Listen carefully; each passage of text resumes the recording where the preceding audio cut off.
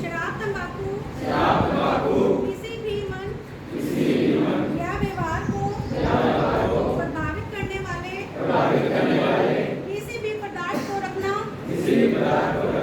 उपयोग, बिक्री और वितरण करना गलत और हानिकारक है।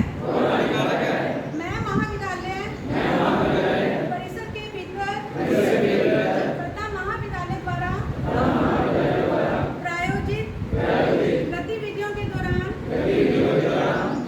शराब तंबाकू किसी भी मनोसक्रिय पदार्थ का करने, उसके प्रभाव में रहने, रखने, वितरण करने, बेचने या रखने की साजिश रचने या बिक्री है वितरण की श्रृंखला में नहीं होंगे। महाविद्यालय परिसर में शराब तंबाकू किसी भी मनोसक्रिय पदार्थ के कब्जे, उपयोग, बिक्री है वितरण के संबंध में किसी भी प्रकार की संदेहास्पद गतिविधियों के बारे में महाविद्यालय में अधिकारियों को अनिवार्य रूप से सूचित करूंगी। मैं महाविद्यालय सरकार द्वारा आयोजित किए जाने वाले मादक द्रव्य उपयोग रोकथाम जागरूकता कार्यक्रम का समर्थन और सक्रिय रूप से भाग लूंगी, जो मुझे एक बेहतर विद्यार्थी और भारत का नागरिक बनने में समक्ष बनाएगा। मेरे महाविद्यालय या उसके आसपास किसी भी मादक पदार्थ से संबंधित घटना की जांच में संस्थान के अधिकारियों द्वारा और अन्य संबंधित अधिकारियों के सहयोग करूंगी, जिसकी मुझे जानकारी होगी तथा किसी भी मनोसक्रिय पदार्थ के कब्जे, उपयोग, बिक्री, वितरण को रोकने के लिए संस्थान की मदद करूंगी। जय हिंद। ये बात आपको बता दूं कि इस 8 तारीख को एक सभी संयुक्त विद्यार्थियों का शपथ पत्र जाएगा ऊपर जो हमारे डायरेक्टर और यूनिवर्सिटी के अंदर कि वो मादक पदार्थों के लिए सक्रिय भागीदारी देंगे 8 तारीख को।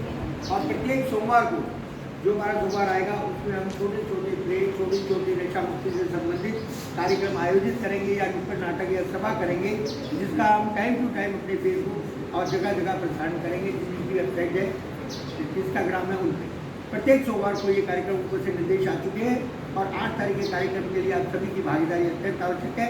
इसके अलावा वृक्षारोपण, नीम के पेड़ लगाना, जगह जगह प्लांटेशन करना, उसमें NSS, NCC ये सभी अपनी सक्रिय भागीदारी निभाएंगे।